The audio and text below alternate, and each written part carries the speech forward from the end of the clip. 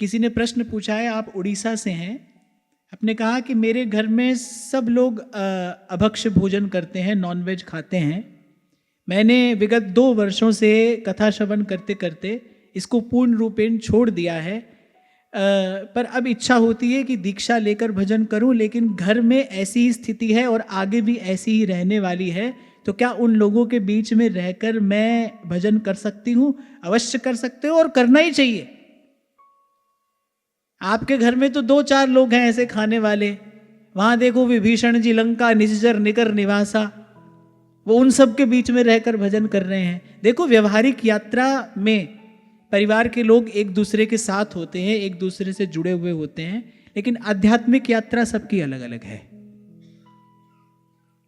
आपका कोई ना कोई प्रारब्ध होगा, आपको ऐसी परिस्थिति मिली है, ऐसे परिवेश में आप रह रहे हैं, वो आपका प्रारब्ध होगा, लेकिन भजन आप कर ही सकते हैं, आपको करना ही चाहिए। इस विषय में आपको कोई संशय नहीं रखना है कि भाई इन लोगों के साथ रहते हुए हम नाम जप कर सकते हैं कि नहीं, ठाकुर जी की सेवा कर सकते हैं कि नहीं। हाँ, इतना जरूर है कि आपको थोड़ी अधिक सावधानी रखनी पड़ेगी।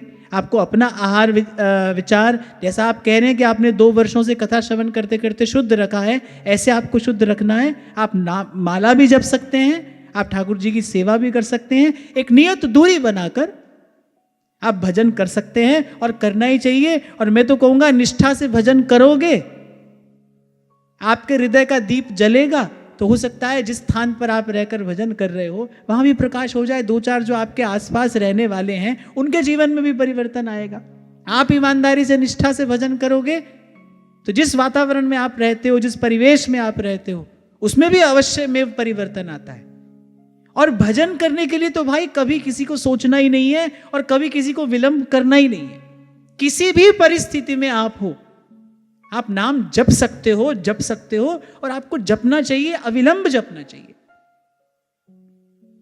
तो आपने ये पूछा कि क्या मैं दीक्षा के लिए निवेदन करूं? आप दीक्षा के लिए अवश्य निवेदन करो और वो जो प्रक्रिया है उसके अनुसार आपको दीक्षा भी मिलेगी और आपके लिए मेरी शुभ कामना भी है। आप खूब भजन करें, क्योंकि भाई जो कठिन परिस्थिति में रहकर भजन कर रहा है उसकी तपस्या और अधिक है।